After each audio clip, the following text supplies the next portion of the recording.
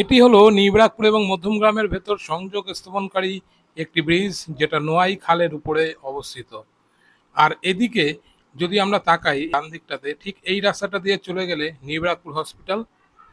দেখতে থাকো বন্ধুরা, এর একটি ইতিহাস আছে।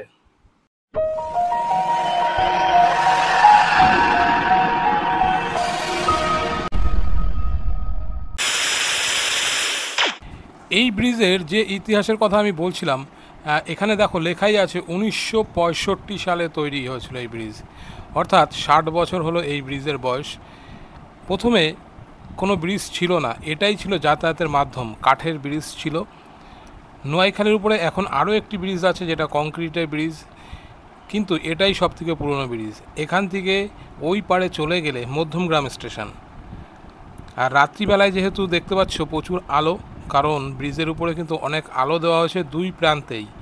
এ প্রান্ত থেকে আমি হেঁটে যাচ্ছি, এখানেও প্রচুর আলো দিয়েছে, যাতে মানুষের কোনো দিক থেকে আসতে বা যেতে অসুবিধা না হয়। আর ওই পারটা দেখো, মধ্যমগ্রামের ওই পারটা এখন আমি কাছাকাছি চলে এসেছি। আর এই দিকটাতে যে রেল লাইন দেখা যাচ্ছে, ওটা আলো কিন্তু যথেষ্ট পরিমাণে দিয়েছে, যাতে কোনো মানুষের কোনো অসুবিধা না হয়। কারণ এই ব্রিজের উপর থেকে যাওয়ার সময় বলে অনেকে অনেক রকম অসুবিধার সম্মুখীন হয়েছেন, এটা আমাদের শোনা কথা। গা ছমছম করে এরকম একটা ব্যাপার শুনেছিলাম অনেক আগে ছোটোবেলায়, কিন্তু সেই সমস্ত ব্যাপার কিন্তু আর কিচ্ছু নেই। বর্তমানে এই ব্রিজটি এখন ঝাঁ চকচকে তৈরি হয়েছে, সংস্করণ করা হয়েছে। দেখতে পাচ্ছ কতটা আলো, সারা রাত কিন্তু এখান থেকে লোক যাতায়াত করে। মধ্যমগ্রাম এবং নিবরাকপুরের ভেতর সংযোগ রক্ষাকারী এই ব্রিজটিকে সংস্করণ করা হয়েছে। এখান থেকে জাস্ট 1 মিনিট লাগবে, হেঁটে গেলেই মধ্যমগ্রাম স্টেশনে পৌঁছে যাওয়া যায়। খুব শর্টকাট এই রাস্তা।